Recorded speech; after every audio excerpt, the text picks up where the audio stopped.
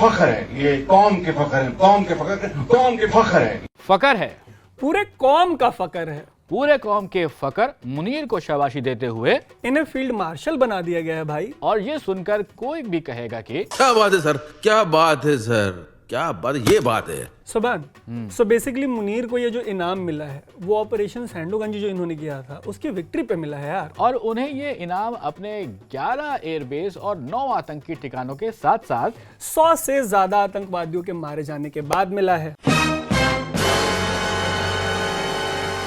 उनको बधाई देती हुई एक तस्वीर आई है तरुण यार, और बधाई देते हुए इन्हें चिल्ड मार्शल कहा जा रहा है। क्योंकि हारने के बाद भी इनका यही मानना है कि मुझे फर्क नहीं पड़ता कि जमाना क्या कहता है। यार सोबान, इनको भले ही फर्क मत पड़ता हो, लेकिन पाकिस्तान की जनता को तो पड़ रहा है। पाकिस्तान की जनता पूछ रही है ये सवाल। नहीं, फील्ड मार्शल सिर्फ एक होता है, दो नहीं हो सकते।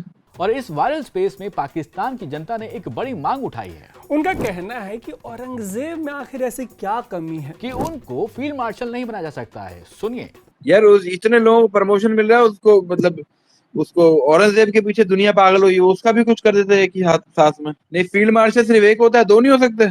यार वैसे ऐसी हार के बाद मुनीर को फील्ड मार्शल बना कैसे दिया? वैसे उसे सबसे अच्छे तरीके से बयां कर रही है ये video. He recently hosted his own Olympic Games. On your mark, get set.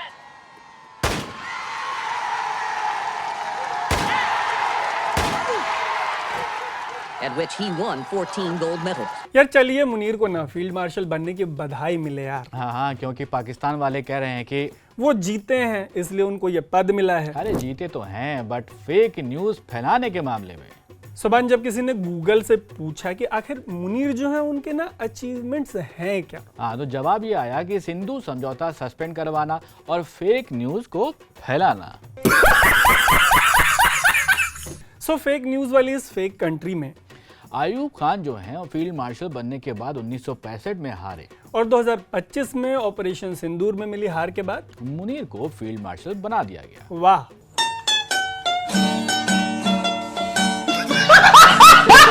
भैया फील्ड मार्शल नहीं, रील मार्शल है। हाँ, ये देख लीजिए।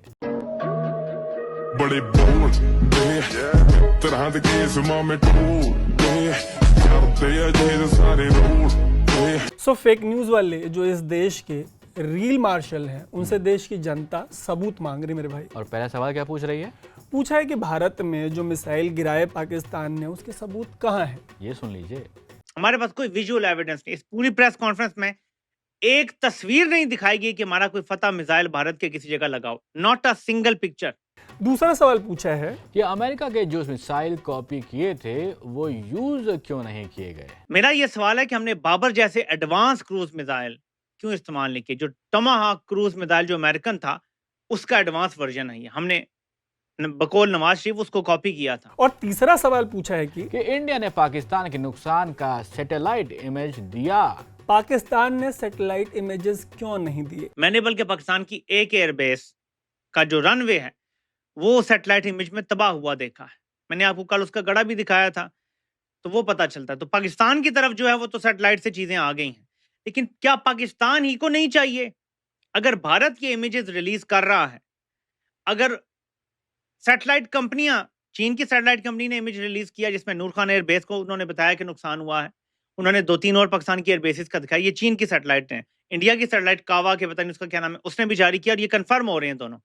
पाकिस्तान ने क्यों नहीं अभी तक किसी सैटेलाइट से जारी करवाया? तो इमेज तरुण यहाँ पर क्यों नहीं जारी किए सैटेलाइट वाले? हाँ, सुनिए इसका जवाब। सर, आपको पता है इंडिया वाले क्या कह रहे हैं? वो कह रहे हैं कि झंडे पर चांद होने से बेहतर है कि चांद पर आपका झंडा हो, जो कि इंडिया ने कर दिखाया। बिल्कुल ऐसे ही है, बिल्कुल ऐसे ही है, सेम ऐसे ही है। वो सही कहते हैं और हम लोग बस इन्होंने हमें बनाया। तो तरुण, रील मार्शल साहब से यहाँ पर यही अपील है कि घास खा के न्यूक्लियर बम बनाने की जो जिद है वो छोड़ दें और चांद पर पाकिस्तान का झंडा ना सही बट कुछ सैटेलाइट्स तो भेजो यार ऊपर, या फिर अगले ऑपरेशन सिंदूर के बाद अपने मुल्क को बेवकूफ ही बना लो।